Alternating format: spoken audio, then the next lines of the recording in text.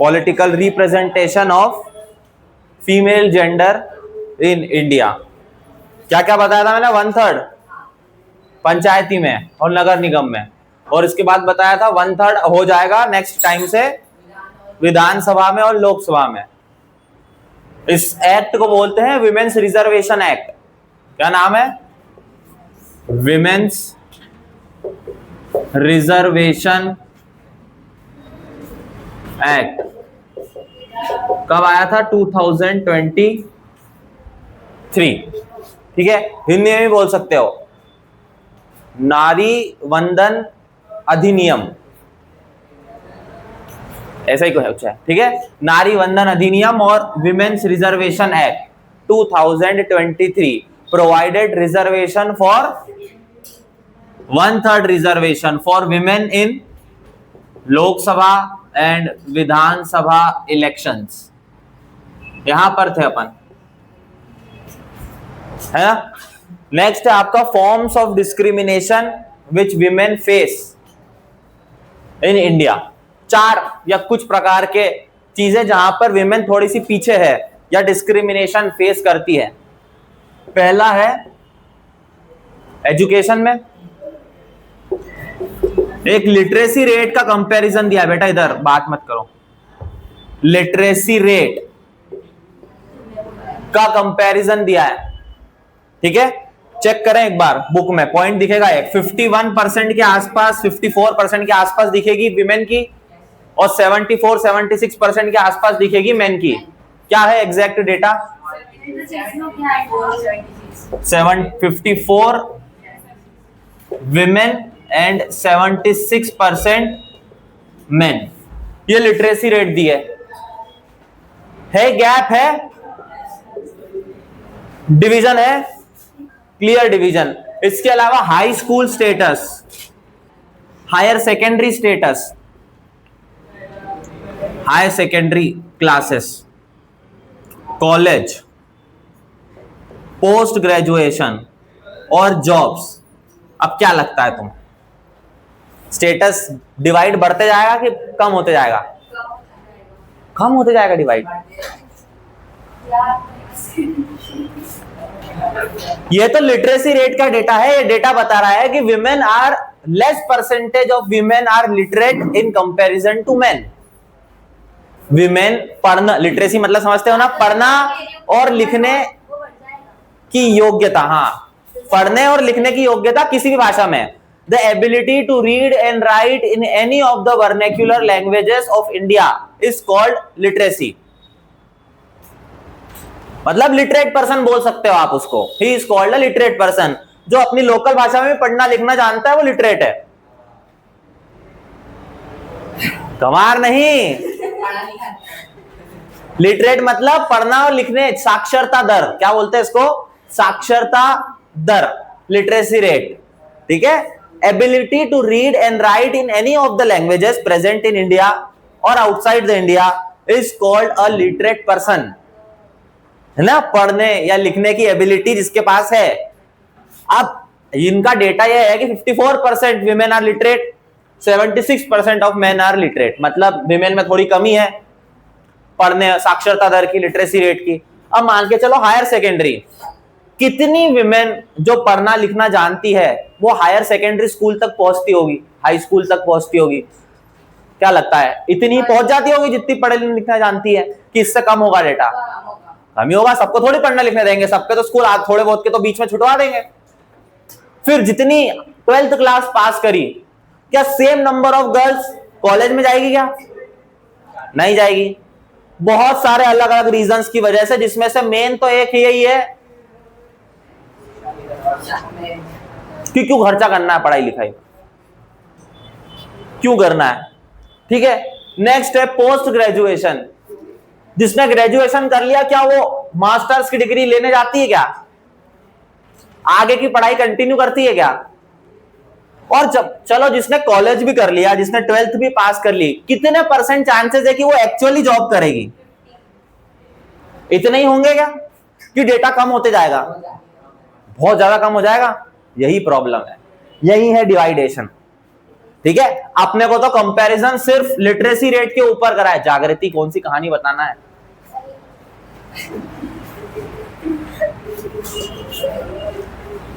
Literacy rate 54 और 76, ठीक है, आगे समझ में, डिवाइडेशन तो क्लियर कट है। और ये तो सिर्फ लिटरेसी रेट की बात हो गई, मैंने तुमको पूरा बता दिया है। जॉब तक जाने में परसेंटेज 10-15% बचेगा, ठीक है। मेल में भी कम होगा, ऑब्वियस सी बात है, मेल में भी कम होना है, पर उतना कम नहीं होगा जितना फीमेल में होगा, ठीक है। ऑब्वियस सी बात है, मेल में भी कम होगा। सारे पढ़ने लिखने वाले सबको जॉब मिलना नहीं है, सब जॉब आगे पढ़ेंगे नहीं, बहुत सारी प्रॉब्लम आने वाली है। दूसरा पॉइंट है, एक चीज सुनी होगी तुमने, फीमेल फीटिसाइड, सुना है? कन्या भ्रूण हत्या, हाँ, female foeticide. MP one of the leading states है इंडिया में फीमेल फीटिसाइड्स में। एक टाइम था जब एमपी लीड करता था इसमें। फीमेल फीटिसाइड मतलब कन्याओं को पेट में ही मार देना, पैदा नहीं होने देना। कन्या भ्रूण हत्या, एम्ब्रॉय जो होता है मां के पेट में, उसी को वहीं पे किल कर देते हैं।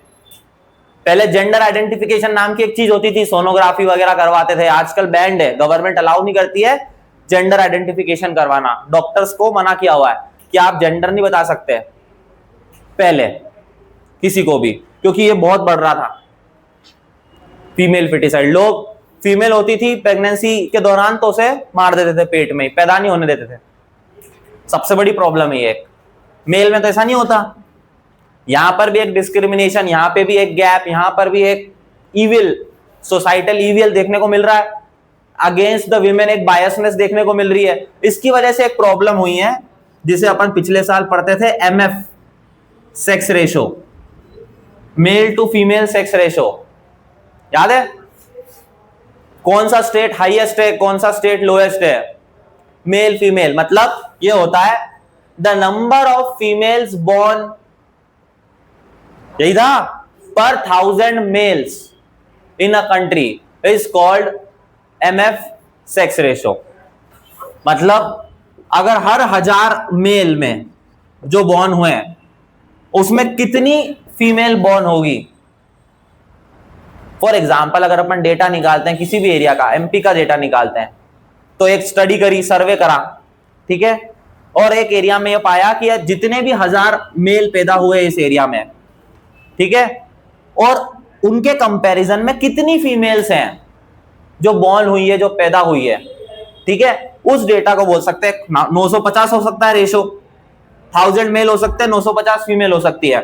1000 मेल ये तो फिक्स है डेटा, 1000 बेस मान के कंपेयर करना है, ठीक है। जब तक 1000 नहीं हो जाते जब तक अपन एरिया बढ़ाते रहेंगे मेल का, फिर उतने ही एरिया को फिक्स कर लो और उसमें फीमेल ढूंढो कि कितनी फीमेल पैदा हुई।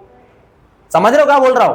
अपन देवास का सर्वे करना शुरू किया, देवास में सर्वे करा, 500 मेल पैदा हुए, सर्वे का दायरा बढ़ाया, आसपास के गांव भी ले लिए, आसपास का दूसरा एरिया भी ले लिया, और जैसे तैसे अपन ने एरिया बढ़ा के 1000 मेल तक पहुंच गए। अब ये एरिया फिक्स हो गया, 1000 मेल फिक्स हो गए। अब देखना है कि इतने एरिया में कितनी फीमेल पैदा हुई है, यह है आपका डेटा, ठीक है। इसे ही बोलते हैं male to female sex ratio, जहां पर मेल तो फिक्स है, फीमेल को कंपेयर करना है, ठीक है। Number of female child born पर 1000 male child is called MF ratio, ठीक है। अब इसमें सबसे घटिया स्टेट जो है वो है हरियाणा, ठीक है, हरियाणा। यहां पे लगभग 879 अकॉर्डिंग टू द डेटा है, कब का है? 2011 का, क्योंकि सेंसस लास्ट बार तभी हुआ था। सब पुराने डेटा है, अब होने वाला है तो नया डेटा आएगा सामने। 2011 का डेटा है। लीस्ट, सबसे कम किस स्टेट का सेक्स रेशो होता है? हरियाणा। हाईएस्ट किसका है? केरला। लिटरेसी रेट भी हाईएस्ट है, एमएफ भी हाईएस्ट है। ये तो 1000 से ऊपर चले आता है, यहाँ पे महिलाएं ज्यादा है। बोला था मैंने शुरुआत में मैट्रियार्कल सोसाइटी है ना। 1079 के आसपास है, मैं श्योर नहीं हूं पर लगभग इतना होगा, इतनी फीमेल्स पर 1000 मेल्स, ठीक है, MF रेशो, ये तो अपना अब तो क्रिमिनल ऑफेंस भी है, ये है ना, क्रिमिनल ऑफेंस भी है, डॉक्टर के लिए भी, परिवार वालों के लिए भी लंबी सजा हो सकती है। मर्डर ही होता है, कोर्ट ने एक दायरा बनाया है और 2-3 महीने की प्रेगनेंसी शायद है, उसके बाद में अगर आप मारते हो तो एबॉर्शन करवाते हैं, मतलब जिसे बोलते हैं अपन एबॉर्शन अगर करवाते हैं तो वो एज अ मर्डर ही होगा, ठीक है। और एक और बात, जैसे कि रेप विक्टिम्स होती हैं और प्रेग्नेंट हो गई विमेन, उनका क्या करेंगे? रेप विक्टिम है कोई और प्रेग्नेंट है, बहुत बड़ी प्रॉब्लम है, बहुत बड़ी समस्या, क्या करो आप? ना सोसाइटी एक्सेप्ट करेगी, शायद परिवार वाले भी एक्सेप्ट नहीं करते, कई बार कई विमेन को एक्सेप्ट नहीं करते, चाइल्ड को तो बहुत दूर की बात है। ये सिचुएशन है अभी इंडिया की, ठीक है। अब क्या करें? सबसे बड़ी समस्या थी हाई कोर्ट और सुप्रीम कोर्ट के सामने। कई बार विमेन आती थी कि भैया हमें चाइल्ड अबॉर्ट करना है, पर ये एक कानून था कि भाई 3 महीने के बाद में प्रेगनेंसी अबॉर्ट नहीं हो सकती, तो अबॉर्ट ही नहीं करने देते। अब पूरा जो भी है सब कुछ डॉक्टर के पास छोड़ दिया है। अगर हेल्दी बेबी बॉर्न हो सकता है या उस स्टेज में है एम्ब्रियो पेट में, ठीक है, उस स्टेज में पता चल गया है कि जब लीस्ट हेल्थ डैमेज के साथ में विमेन को बचाया जा सकता है एबॉर्शन करने के वक्त, तो वो मारते हैं, वरना नहीं मारते, ठीक है। पर याद रखना यहां पर चॉइस सिर्फ और सिर्फ विमेन की होनी चाहिए, ना लॉ की होना चाहिए, ना हॉस्पिटल्स के होना चाहिए, ना डॉक्टर्स के होना चाहिए, ना परिवार वालों की होना चाहिए। फुल 100% चॉइस होना चाहिए विमेन की, सभी केसों में होना चाहिए, पर स्पेशली यहां तो होना ही चाहिए, होना चाहिए, विमेन की चॉइस तो होना चाहिए। और किसकी होगी? डॉक्टर क्यों डिसाइड करेंगे, मुझे बताओ। अगर विमेन नहीं चाहती है तो कानून कैसे फोर्स कर सकता है? सबसे बड़ा इशू है बहुत, अभी भी लॉ थोड़ा सा कॉम्प्लेक्स है, कई बार कंडीशंस लगती है। रेप विक्टिम है, 3-4 महीने बाद पता चला, अगर हम मारेंगे तो शायद विमेन की हेल्थ को नुकसान हो सकता है। विमेन बोल रही है कि मुझे पैदा नहीं करना है, अब क्या करोगे? दुविधा है, डायलेमा है, क्या एक्शन लिया जाए? विमेन की सुने, लॉ की सुने, कुछ भी हो सकता है। मान लो एबॉर्शन करने को मर गई, कौन जिम्मेदारी लेगा? गवर्नमेंट। कौन जिम्मेदार? वो तो बोल रहे हैं कि मत मारो इस उम्र के बाद में। सबसे बड़ी प्रॉब्लम है इंडिया में, ठीक है। और तुमको क्या लग रहा है कि बहुत, मैं प्रैक्टिकल एक्सपीरियंस से बता सकता हूं तुमको कि महीने के हजारों केस आते हैं कोर्ट में। विमेन एंड चाइल्ड वेलफेयर की यूनिट बनी हुई है कोर्ट में, देवास कोर्ट में भी, हाई कोर्ट में भी, महिला एवं बाल विकास सुधार गृह, है ना, women and child welfare organisation, court के अंदर यूनिट है। वहां पर महिलाएं कार्य करता है, सब कोर्ट ऑफिसर्स हैं, जुडिशियल ऑफिसर्स हैं, जजेस हैं, स्पेशली इनके विक्टिम्स को डील करने के लिए। हजारों के तादाद में विक्टिम आते हैं महीनों में, हजारों की, जिनका कोई रिपोर्ट नहीं है, कोई केस नहीं है। और याद रखना, रेप विक्टिम्स में 80% ऑफ द केसेस फैमिली के ही होते हैं, बाहर वाले नहीं होते क्रिमिनल्स। 80% ऑफ द केसेस में जो क्रिमिनल होगा या क्राइम करने वाला होगा वो फैमिली का मेंबर ही होगा, या तो ब्लड रिलेशन या मोस्टली दूर के रिश्तेदार, ठीक है। और परिवार में दबाने की कोशिश की जाती है बात को। एक मूवी बनी है इस पे शायद, बहुत ही शानदार वाली, शायद हाईवे, आलिया भट्ट और कौन है वो, रणदीप हुड्डा, देखिएगा हाईवे, ठीक है। और वो तो इतनी बड़ी परिवार की लड़की होती है उस पिक्चर में, करोड़पति परिवार की लड़की। तो सामान्य घर, मिडिल क्लास फैमिली या पुअर फैमिली में तो सोच लो कितनी बड़ी बात होगी अगर समाज में आ जाएगी बात तो। और वो करोड़पति परिवार की लड़की होती है उस पिक्चर में।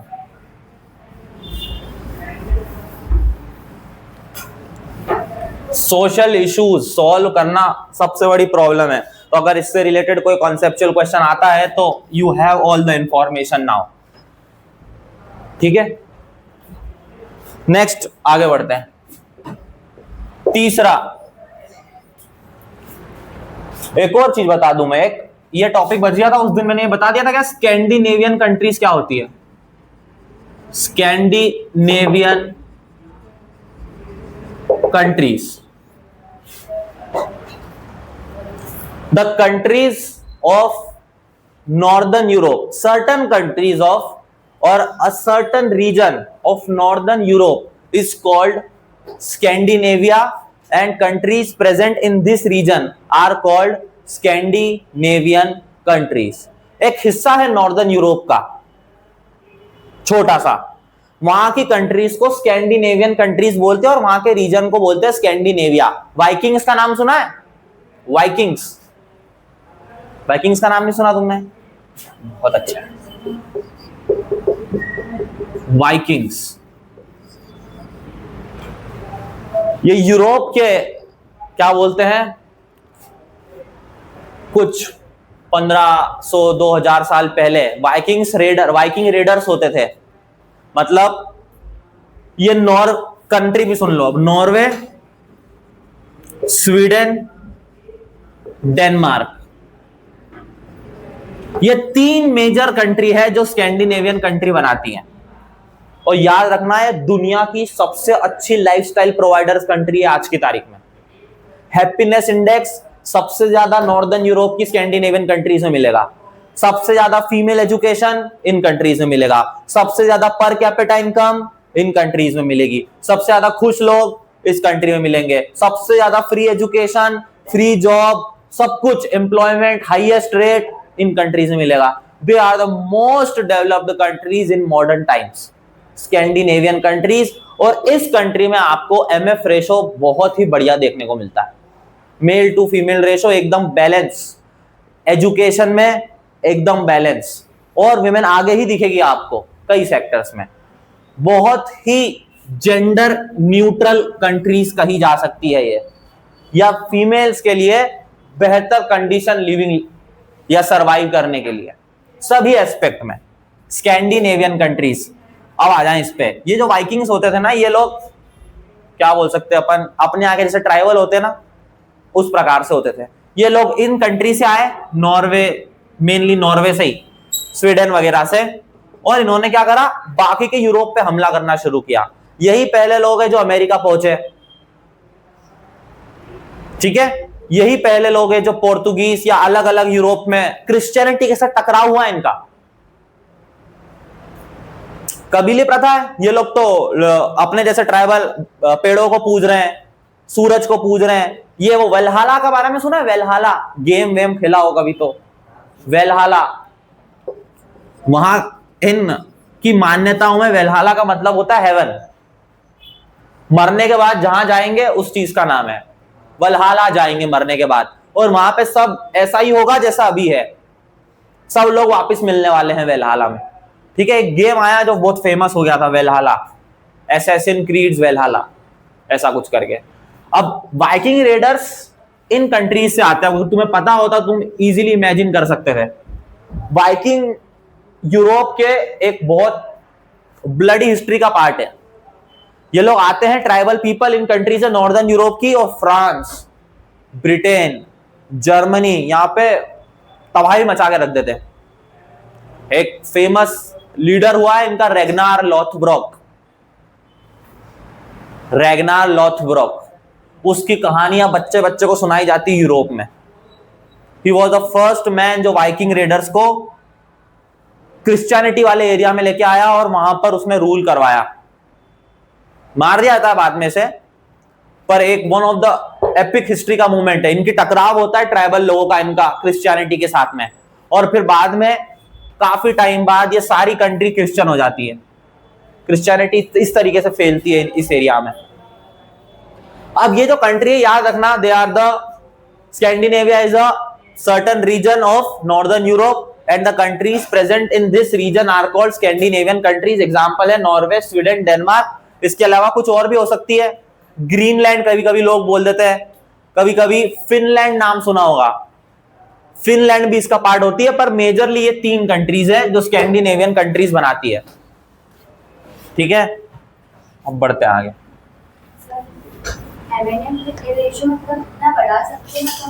क्या नहीं बढ़ा सकते? MF रेशो बढ़ा सकते हैं बेहतर हेल्थ प्रोवाइड करके, बेहतर एजुकेशन देके, लोगों को सिखा के, एबॉर्शन जैसी प्रैक्टिसेस, जेंडर आइडेंटिफिकेशन को रोक के, हॉस्पिटल्स पे बेटर कंट्रोल करके, डॉक्टर्स की वैल्यू मॉरल ग्राउंड्स को बढ़ा के, ताकि जेंडर नहीं पता चले। ये सब एजुकेशन से होगा। फीमेल को जब तक राइट्स नहीं मिलेगी जब तक कुछ नहीं होने वाला।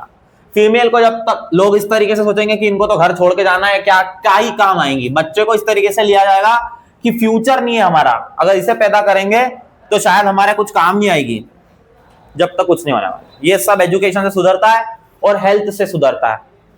दो ही चीज हो सकती है, इसके अलावा क्या करोगे आप? सोसाइटी का पूरा माइंडसेट बदल रहा है।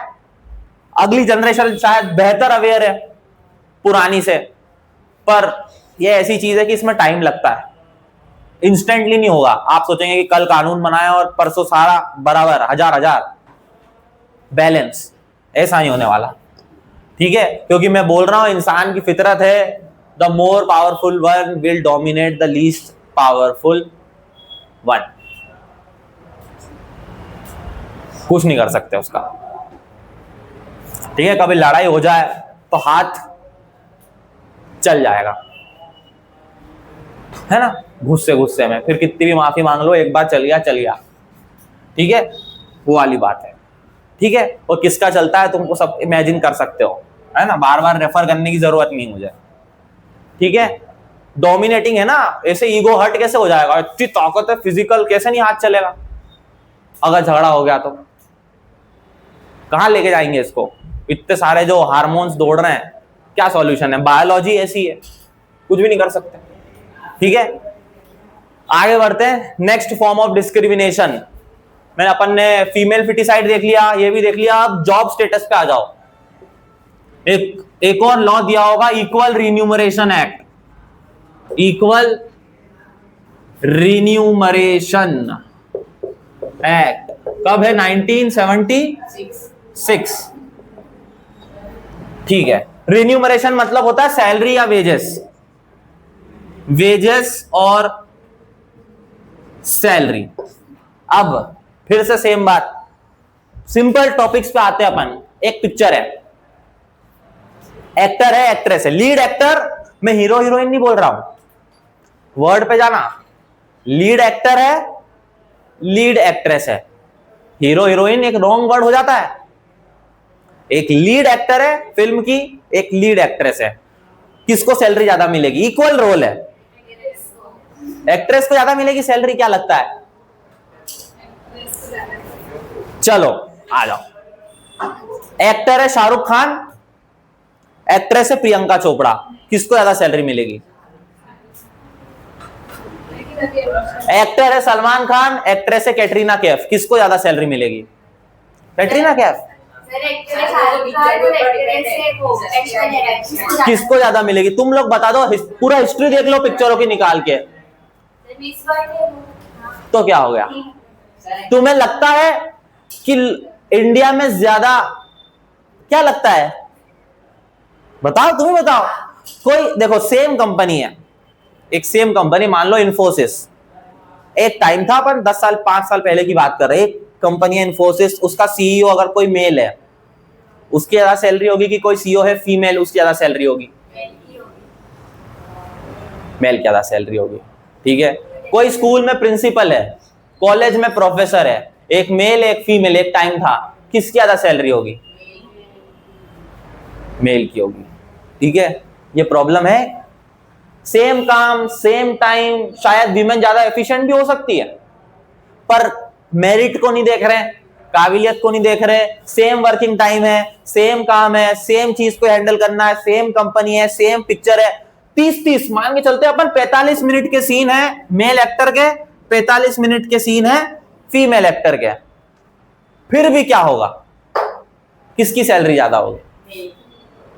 मेल की होगी। इसीलिए एक कानून बनाना पड़ गया गवर्नमेंट को, जिसे बोलते हैं, अब ये तो मैंने बड़ी चीजों में बता दिया तुम्हें। आप सोचो कि जो करोड़ों की पॉपुलेशन है मजदूरों की, उनके साथ क्या होता होगा? क्या फीमेल को और मेल को सेम अमाउंट ऑफ वेजेस दी जाती होगी? हाँ, अरे वही लॉ तो लिखा है मैंने।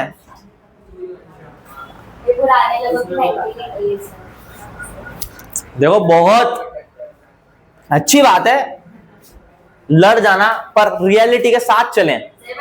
रियलिटी पे आ रहे अपन, चेंज हो रही है, लॉन्ग टाइम टू ट्रेवल। जब तक सोसाइटी चेंज नहीं होगी, जब तक रियलिटी चेंज नहीं हो सकती।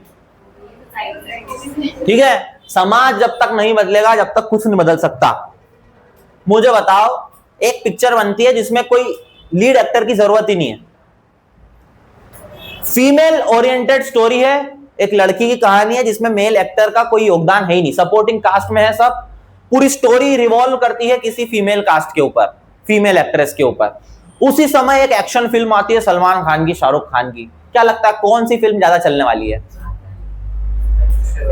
चाहे बहुत अच्छी स्टोरी क्यों ना हो फीमेल ओरिएंटेड, क्या लगता है लोग पैसा खर्च करके सिनेमा में जाएंगे देखने?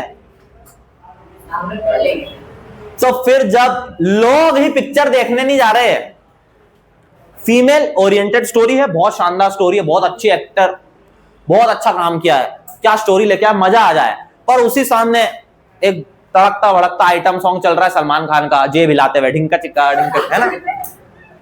मैं सेम आपको बता रहा हूं, उसी टाइमलाइन 2011 की बात है शायद ये, है ना। कौन सी पिक्चर आई थी? बॉडीगार्ड, है ना, असीन और सलमान खान, है ना। उसके साथ में बहुत सारी अच्छी अच्छी, अब इसे सलमान खान की वो है कि ईद पे पिक्चर निकालता है, ईद पे पिक्चर आती है सलमान खान की, हर साल आती थी, एक टाइम था, अब कभी नहीं भी आती है तो भी फ्रीक्वेंट है कि यार ईद पे एक पिक्चर आएगी।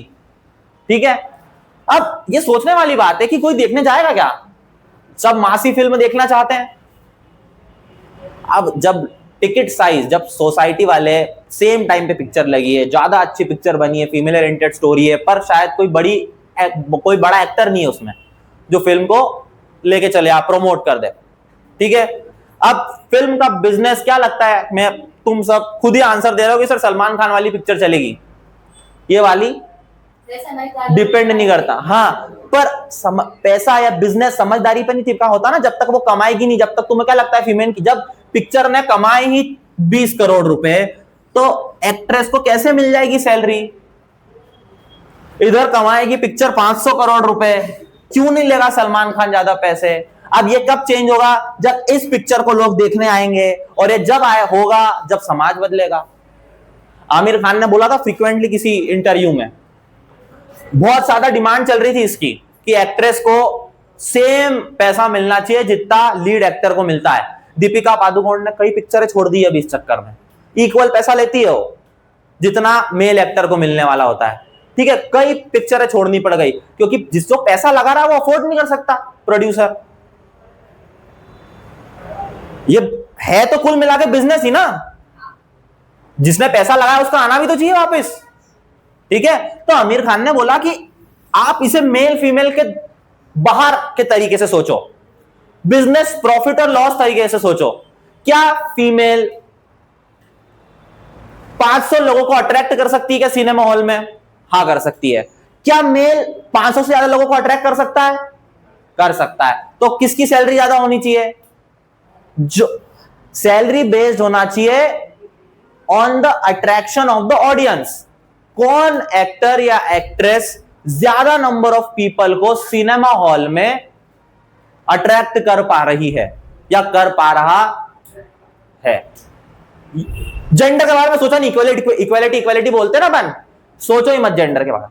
उसको ज्यादा पैसा दे दो जो ज्यादा लोगों को अट्रैक्ट कर पाएगा इन सिनेमा हॉल में। सही बोल रहा हूं?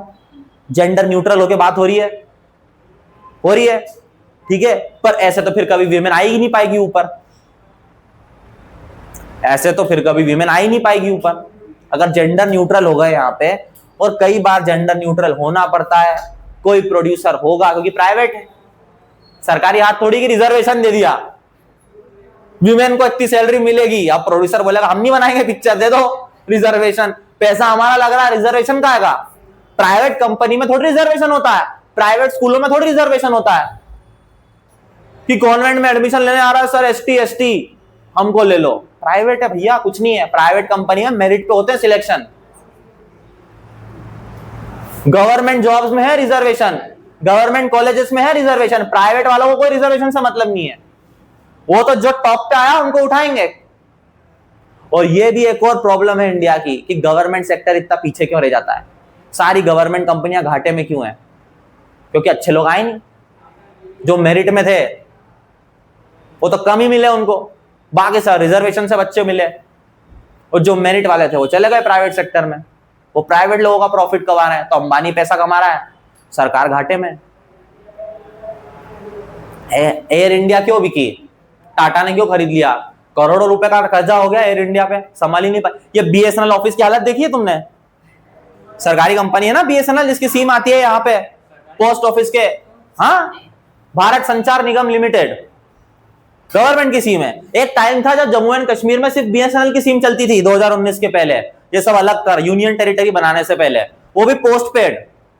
प्राइवेट सिम चलती नहीं थी वहां, सिर्फ बीएसएनएल की पोस्ट पेड सिम चलेगी। एक वो भी टाइम था। या दूसरी प्राइवेट की भी चलती थी तो वो पोस्ट पेड सिम होती थी जिसका बिल घर पे आता है, प्रीपेड सिम नहीं चलती थी जेएनके के सेंसिटिव एरियाज में।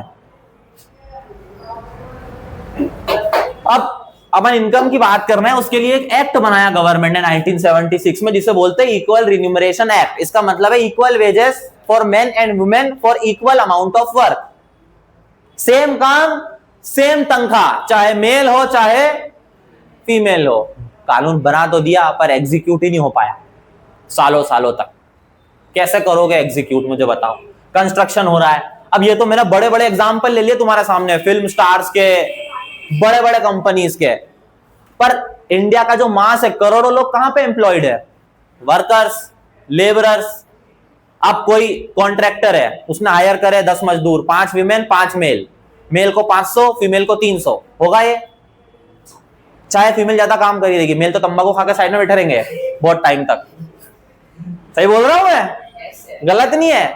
और जनरली हस्बैंड एंड वाइफ ही होते हैं कंस्ट्रक्शन का। भी छत डलेगी तो देखना आएंगे वो लोग, पूरी टीम आती है उनकी, ठीक है? तंबाकू खा के, खाना खा के मस्त सोए होटले पे, फिर आ रहा है कॉन्ट्रैक्टर, घर वाले आ रहे हैं, भैया काम करो, कल छुट्टी आ जाएगी, शुक्रवार है, फिर तीसरे दिन आए नहीं, पता चला मजदूर लोग। ऐसे होता घर बनाना, बनाओ कभी पता चलेगा। वेजेस और सैलरी, अब इतना ज्यादा डिवाइडेशन है, ठीक है, इतनी ज्यादा प्रॉब्लम्स है। अभी पिछले साल बीसीसीआई का नाम सुना है ना? क्या है full form? Bharat cricket, board of cricket control in India, है ना? बोर्ड ऑफ क्रिकेट कंट्रोल इन, इन्होंने पिछले साल इक्वल सैलरी करी है मेल क्रिकेटर्स की और फीमेल क्रिकेटर्स की। कब? 2024 में। इससे पहले तक विमेन क्रिकेटर्स की सैलरी बहुत बहुत कम होती थी in comparison to male cricketers. अब पैकेजेस इक्वल हुए हैं, है ना? A grade contract, B grade contract, A plus contract. A plus contract में गिने चुने प्लेयर आते हैं जो टेस्ट खेलते हैं। बुमराह है, विराट कोहली आता था, अब शायद निकाल देंगे उसको, रविंद्र जडेजा। ए प्लस कॉन्ट्रैक्ट जिन्हें मिला है। ऐसे ही फीमेल्स के भी ऐसी कैटेगरी के कॉन्ट्रैक्ट मिलते हैं, जो तीनों फॉर्मेट खेलती है, जो कम फॉर्मेट खेलती है, और टेस्ट मैचेस को प्रेफरेंस दी जाती है। जो टेस्ट खेलते हैं उन्हें ए प्लस में डाला जाता है, मोस्ट प्लेयर्स को जो रेगुलरली टेस्ट मैच खेलते हैं। अब 2024 में बीसीसीआई जैसी बॉडी, सब याद रखना, इंडिया की सबसे ज्यादा अमीर बॉडी है ये, इससे ज्यादा अमीर कोई नहीं है, क्योंकि क्रिकेट ही देखते हैं इंडिया में। इंडिया में आए तो क्रिकेट नहीं देखे तो क्या इंडिया है? इंडिया में एक ही स्पोर्ट का तो क्रेज है, बाकी सब तो चल रहा है, बस धक रहा है। और बाकी स्पोर्ट को भी चलाने में इसका ही बड़ा योगदान है। बहुत सारा पैसा दिया जाता है, दूसरे ओलंपिक में कोई मेडल जीत के लाया तो सरकार जितना देती है उससे ज्यादा पैसा तो बीसीसीआई उनको देती है, सम्मान करती है। सबसे ज्यादा पैसे वाली बॉडी है, और इसने 2024 में इक्वल वेजेस करें क्योंकि डिमांड उठने लगी। कैसे डिमांड? फेमिनिस्ट मूवमेंट्स, ऐसे ऑर्गेनाइजेशन जो किसके लिए लड़ रहे हैं? विमेन के इक्वल राइट्स, और किसके लिए लड़ते हैं? वेजेस, अलग अलग चीजों के लिए, इक्वालिटी ऑफ विमेन के लिए लड़ते हैं। उन्हें क्या बोलते हैं? फेमिनिस्ट लोग। इन मूवमेंट्स को या इस आइडियोलॉजी को कहा जाता है फेमिनिज्म, जो मैंने बताया था आपको। इन फेमिनिस्ट मूवमेंट्स के बाद में ही चीजें बदलने लगी है, और बीसीसीआई उसका एक लेटेस्ट एग्जांपल है जिसने इक्वल वेजेस प्रोवाइड करे। पर प्रॉब्लम ये हो रही है कि जब विमेन के मैच होते हैं स्टेडियम खाली है, मोस्ट ऑफ द कंपेयर करोगे स्टेडियम खाली है, टीवी पे लोग देख नहीं रहे, तो अर्निंग कहां से आएगी? अर्निंग आती है मेल से, मेल मैचेस से। स्टेडियम भी भरे रहेंगे, लोग टीवी पे भी देखेंगे। अब जो पैसा इधर से जनरेट हुआ उसे इधर भी बांटना है ना, एक तरीके का रिजर्वेशन ही है, अलग तरीके से, कायदे से हक नहीं है। पर कब बदलेगा? अब जब लोगों को जाना पड़ेगा, एटलीस्ट विमेन जाएं अपने जेंडर के मैचेस देखने के लिए। जब तक पूरी सोसाइटी नहीं बदलेगी जब तक कुछ नहीं हो सकता, समझ रहे हो? अभी भी क्या एक तरीका रिजर्वेशन ही है। मेल वो लोग कल से आंदोलन करने वाले, हमने कमाया पैसा, हमें आते हैं लोग देखने, हमारा पैसा इनको क्यों दे रहे हो? हमारी सैलरी डबल कर दो, जितना इन लोगों का आ रहा है उसमें उस हिसाब से इनकी सैलरी रखो, जितना रेवेन्यू हम जनरेट कर रहे हैं उस हिसाब से हमारी सैलरी हम भी कर देंगे आंदोलन। पर समाज में कुछ सच्चाई, अच्छाई नाम की भी चीज होती है ना, उसको बढ़ाने के लिए एक डिसीजन लिया गया है। ठीक है, ऐसा ही सब फील्ड में देखने को मिलेगा, पर फिर भी इम्पॉसिबल है क्योंकि विमेन के साथ बहुत सारे घाटे भी होते हैं। विमेन का क्योंकि घर में ज्यादा योगदान है, काम में डिस्ट्रैक्शन हो सकता है, प्रेगनेंसी के टाइम पे छुट्टी लेनी पड़ सकती है 1-1.5 साल की, मैटरनिटी बेनिफिट देना पड़ सकता है कंपनी को। ठीक है, विमेन डिस्ट्रैक्टेड हो सकती है बच्चे होने के बाद में, उससे पहले भी शायद घर के काम भी करना है। मेल तो करेंगे नहीं, आलसी है ना, उन्हें का काम तो सिंपल है, मैंने बता दिया था तुमको, कल पलंग पे लेटेंगे वो तो बस टांग फैला के टीवी के सामने काम करके आने के बाद। ठीक है, फीमेल घर का भी काम करेगी, बाहर का भी काम करेगी, परसों ही बताया मैंने। पर तो अब देखो ना आप, इस हिसाब से जितने भी कंपनीज है, इन लोगों की भी आइडियोलॉजी क्या है कि शायद एक मेल एम्प्लॉय को हायर करना ज्यादा फायदे का सौदा है, डिस्ट्रैक्शन कम होगा, ठीक है, छुट्टियां कम देनी पड़ेगी, हेल्थ वाइज ज्यादा अच्छा प्रोस्पेक्ट है, ठीक है, मैटरनिटी बेनिफिट शायद नहीं देना पड़ेगा, फुल टाइम एम्प्लॉय होगा, ध्यान भटका हुआ नहीं होगा, हॉर्मोन्स ऊपर नीचे होने की वजह से मूड स्विंग्स कम होंगे मेल को, फीमेल को मूड स्विंग्स भी ज्यादा होते हैं मेंस्ट्रुएशन साइकिल के वक्त। अब ये सब अगर जो बिजनेस चला रहा है वो तो प्रॉफिट और लॉस सोच रहा है ना, वो तो प्रॉफिट और लॉस सोच रहा है, ठीक है, वो तो फिर फायदे का सौदा करेगा, नहीं हायर करना भैया फीमेल, मैं तो मेल ही करूंगा। अगर अब इसमें गवर्नमेंट ने कुछ कुछ लॉज भी बनाए हैं, कुछ सेक्टर्स में इतने percentage of the female hire करना जरूरी है,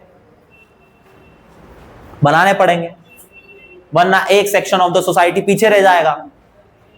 ठीक है, तो अपन काफी डिटेल में समझ रहे हैं, इतना डिटेल में है नहीं चैप्टर में, पर क्योंकि कंसेप्चुअल क्वेश्चन आ सकते हैं तो थोड़ा सा तुम आंसर एक्सप्लेन कर पाओ अगर आ जाए तो।